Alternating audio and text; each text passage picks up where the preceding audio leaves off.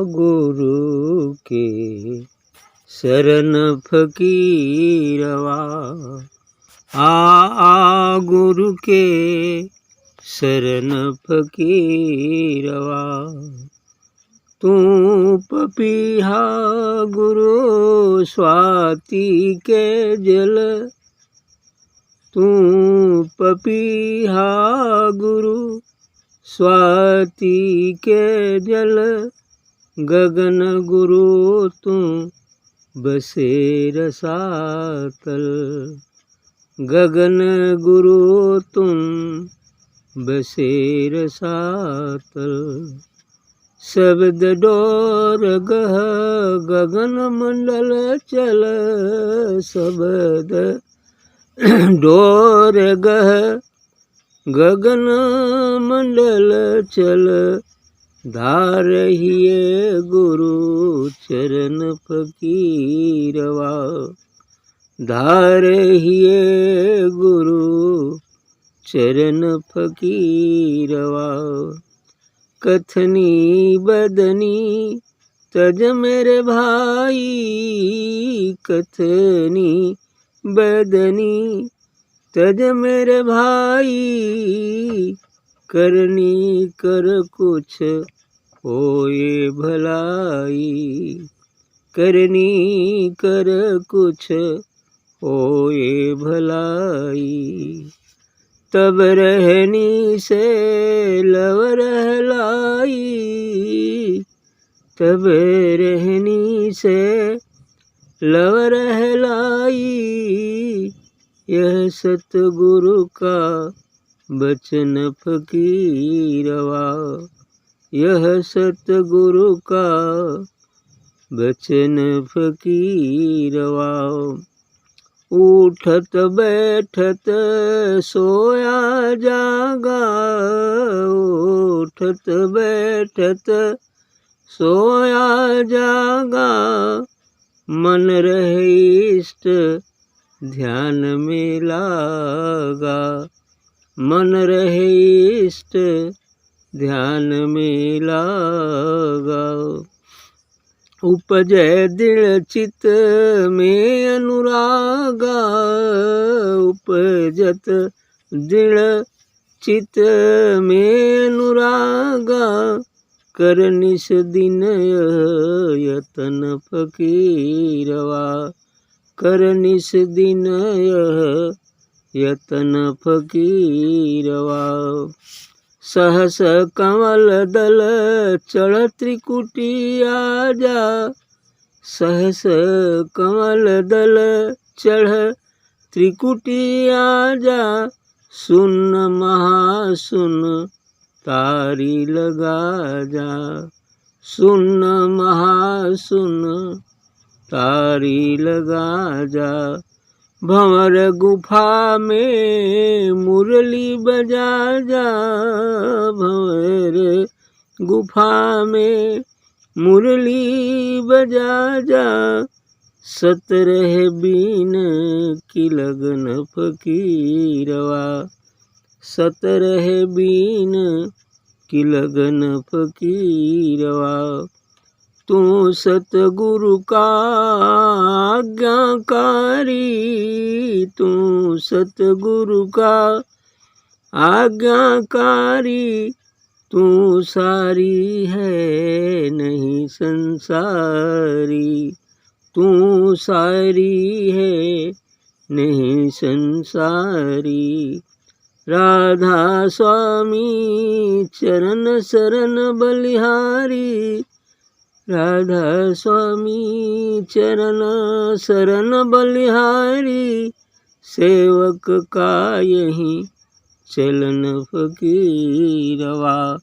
सेवक का यही चलन फकीरवा। गुरु के शरण फकीरवा। अच्छी बात कहा है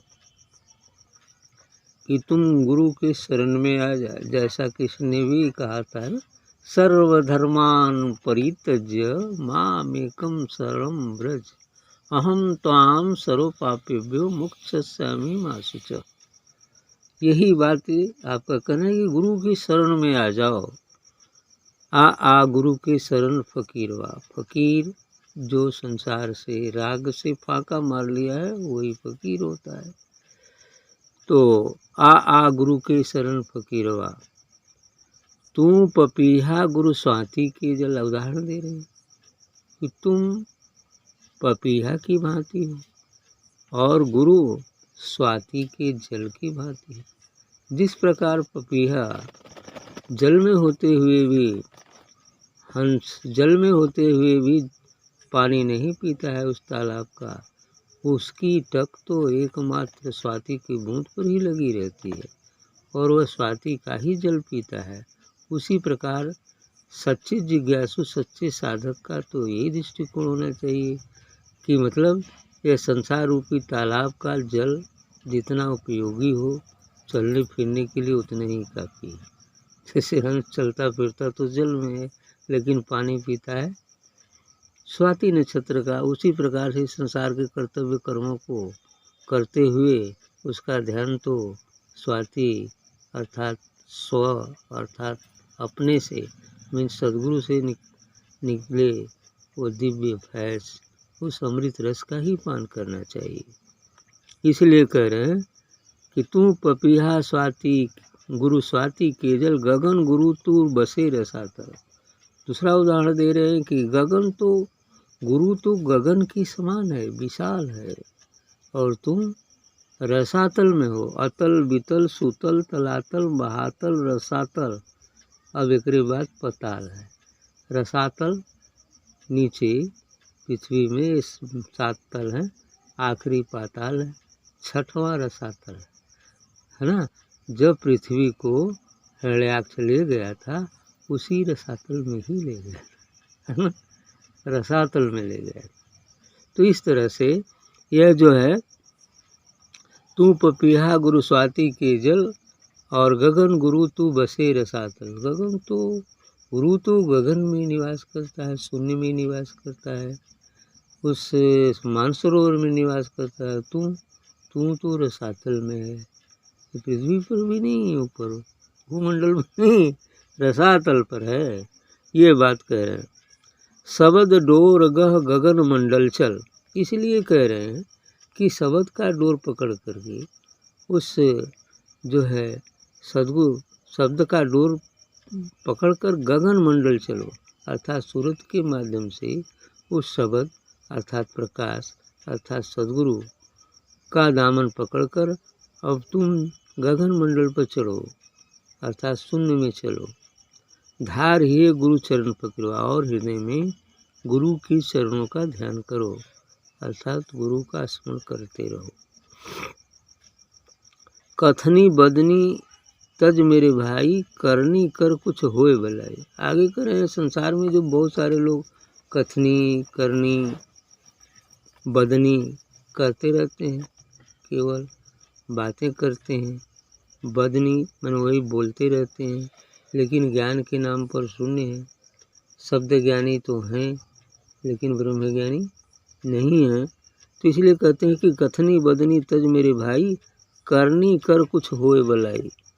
इसलिए कहते हैं कुछ कर्म करो, कुछ करनी करो जिससे भलाई हो तुम्हारी, अर्थात साधना करो, सत्संग करो, गुरु सेवा करो, गुरु के शरण में जाओ और इस प्रकार से ताकि ये कथनी करने से दूर हटकर तुम्हारी भलाई हो, तुम्हारा कल्याण हो कि तुम जीवत्व त्याग कर ईश्वरत्व को प्राप्त करो। तब रहनी से लौ रहलाई यह सद्गुरु का वचन पकड़वा। सद्गुरु यही कहते हैं तब यदि इस कथनी बदनी से आगे बढ़कर गुरु की शरण में जाते हो, करनी करते हो, कुछ साधना ध्यान कर्म करते हो, तब रहनी से लौलाई, तभी जाकर जो वास्तव में है, जो है यहाँ पर अर्थात जो सत्य है उससे कहीं लौ लगेगा। यही सद्गुरु का वचन है। यही सद्गुरु का वचन है कि ऐसे चलते चलते फिर जो सत्य है, जो सार है, उससे लौ लगेगा। इसको कबीर साहब ने सीधे कहा, लौ लागत लागत भागी अब भव भागत भागत, लौ लागत लागत लागी भव भागत भागत भागी। ज्यों ज्यों हम सद्गुरु के प्रति दृढ़ विश्वास, निष्ठा, श्रद्धा से मन को लगाते जाएंगे, त्यों त्यों ये संसार के जो विकार हैं धीरे धीरे छूटते जाएंगे। एक दिन जब पूर्ण रूप से छूट जाएंगे तो हमारा लव, हमारा प्रेम सद्गुरु से पूर्ण रूप से लग जाएगा। उठत बैठत सोया जागे, मन रहे इष्ट ध्यान में लागा। उठत बैठत सोया जागा, मन हर समय सद्गुरु का चिंतन करो। उठते बैठते सोते जागते कुल मिलाकर हर समय 8 पहर ये जो है सद्गुरु में लव लगाए रखो और मन रे इष्ट ध्यान में लगा, यानी जो भी इष्ट है आपका उसमें अपना मन लगाए रखिए। 8 पहर जिसको भी आप अपना इष्ट मानते हैं उसमें अपना लव लगाए रखिए, अपना ध्यान लगाए रखिए। ऐसा करने से उपजे दृढ़ चित्त में अनुरागा। ऐसा करते करते करते चित्त में दृढ़ अनुराग जागृत हो जाएगा। अनुराग ईश्वर से प्रेम, सद्गुरु से प्रेम, ऐसा दृढ़ अनुराग जाग जाएगा। कर निस्दिन यह यत्न करो, ऐसा यत्न करो, प्रतिदिन ऐसा यत्न करो कि धीरे धीरे चलते चलते उस सद्गुरु में ही पूर्ण प्रेम हो जाए, पूर्ण अनुराग हो जाए। यदि ऐसा हो जाएगा तो सहस कवल दल त्रिकुटी आजा। सहस कवल दल त्रिकुटी आजा, सहस कवल दल चढ़ करके ऐसा करने से हम सहस कवल दल जो 7वां चक्र है, जहाँ जो है हजारों पंखुड़ियाँ अहंकार दिव्य अर्थात तो दीपक जलते रहते हैं जो मत्थे के ठीक पिछले भाग में है। तो ऐसा कह रहे हैं कि सहस कवल चढ़ त्रिकुटी आ जा, सहस कवल दल होते हुए तुम त्रिकुटी पर आ जाओ। और त्रिकुटी पर आ जाओगे तो वही मन शांत हो जाएगा, मन वही रुक जाएगा। क्योंकि मन काल का ही दूसरा रूप है जो जीव को हमेशा फंसाने का काम करता है। तो जब मन वहाँ रुक जाता है तो केवल शुद्ध चैतन्य आत्मा ही शेष रहेगी। इसलिए ऐसा होते ही हम जो ही ऐसा हो जाएगा, मन शांत हो जाएगा, तो हम शून्य में प्रवेश करेंगे।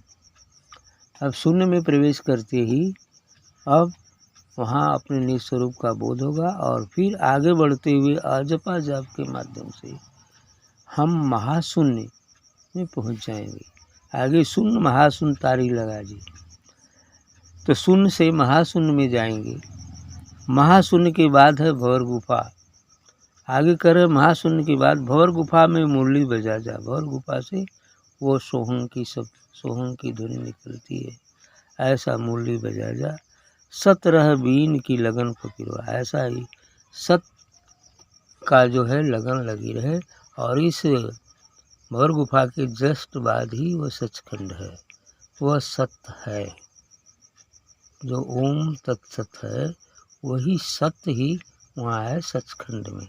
जो परम सत्य है, जो निर्वाण है, जो अनाम है, जो निरक्षर है, वही सत्य है। वहाँ पहुँच जाओगे।